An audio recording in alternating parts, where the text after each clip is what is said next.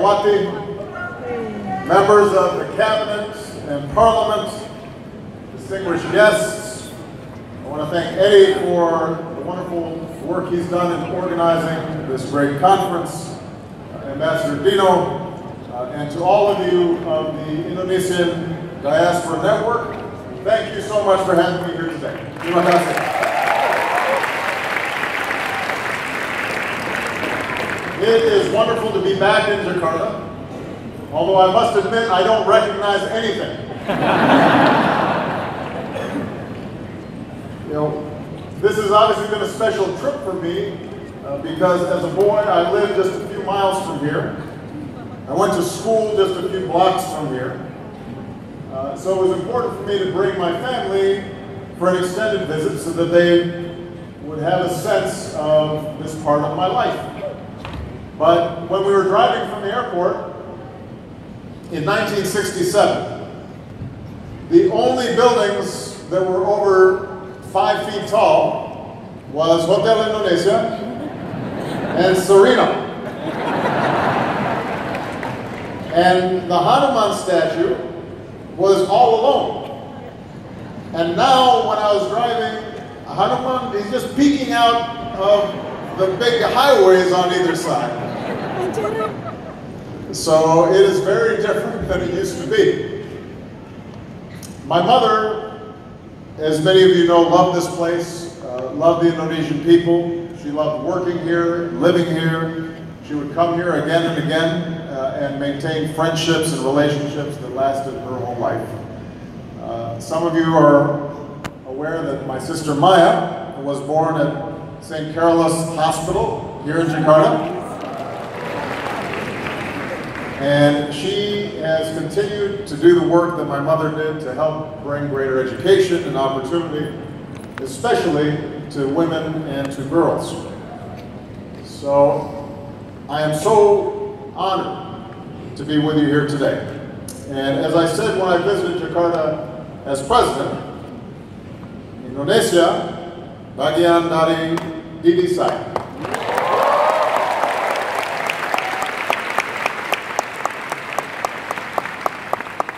Now I've been here many different times over the years. As I mentioned, first as a boy who was welcomed by neighbors, played in the streets, the kampung, menteng dalam. As a president who worked to deepen the ties between our two great democracies, and now as a citizen who carries a great fondness for this place. Over the last 8 days, I've had a chance to see beautiful temples and natural treasures, and the rich religious diversity that is such an important part of the fabric that holds Indonesia together. We just came from Jakarta, a place where my mother worked, where Maya lived, and we were able to see the amazing wonders of Prambanan, Borobudur, and yes, I have been eating a lot. Everywhere I go, people yell at me. They go, "Hey, sate, Obama, baso, tempe, nasi goreng, pak." And so I've been eating a lot. Although I'm still looking for some things that I haven't had a chance, like es cendol. I have not had one. Es kelapa muda. I haven't had those yet, but I still have a day. So I'm going to, this afternoon, I'm going to see if I can find some. Yesterday, I also had an opportunity to meet with your president. And when we worked together, I always found that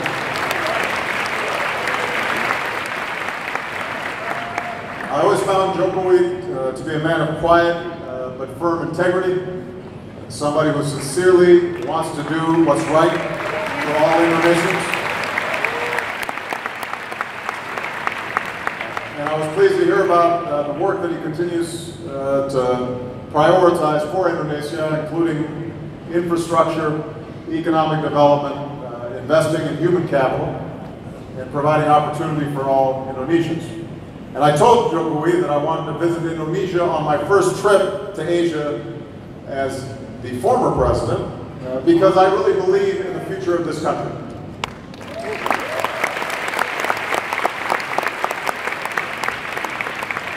in particular, I believe in the young people of this country and the young people throughout Southeast Asia. And later this afternoon, I'll be meeting with a number of young people to hear directly from them about what their priorities are for the future of Indonesia and of the world. As I begin the work of building my foundation, I want the young people of Indonesia to know that I'm going to be committed to working with you to train, empower, and connect the young leaders of Indonesia with each other. And I also want to connect the young leaders of Indonesia to young leaders from other parts of the world. And I'm confident that Indonesia's future will be brighter if it's guided by the hopes and the dreams of its youth, the next generation that's eager to write the next chapter in the story of Indonesian democracy.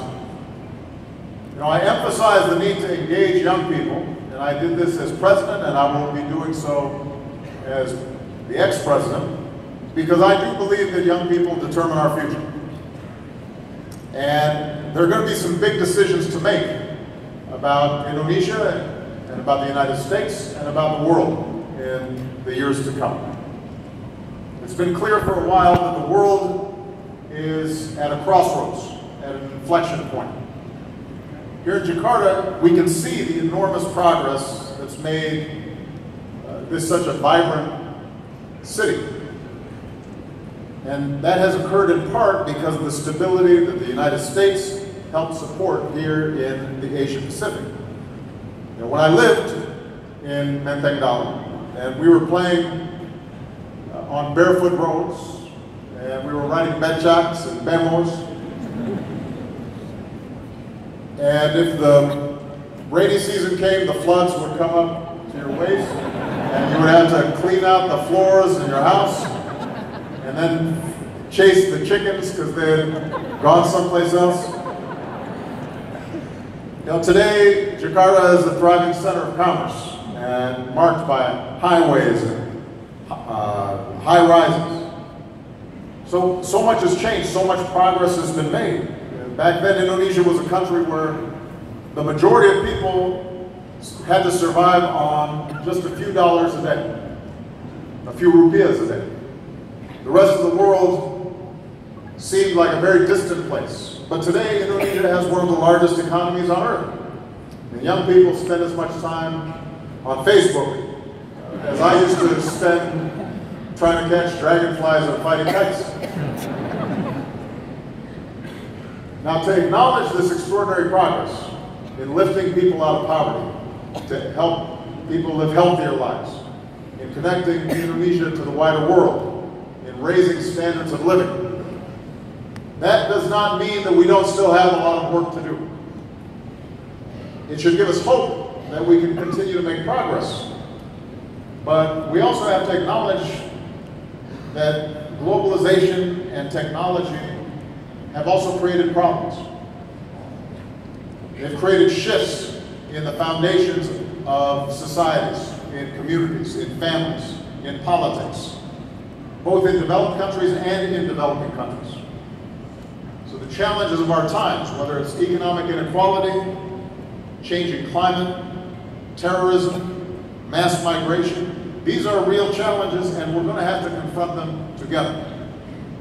So the world is more prosperous than ever before, but it has also brought significant changes that are dangerous, like rising inequality, too many workers and communities who feel left behind, who don't feel as if they're making as much progress in this new world. They're worried not just about themselves, but whether their children will be able to survive in this new global, technologically driven economy. The world is by many measures less violent than it's ever been before, but we still see around the world violence, old hatreds, old divisions, sometimes new conflicts. The world is more connected than ever before, but even as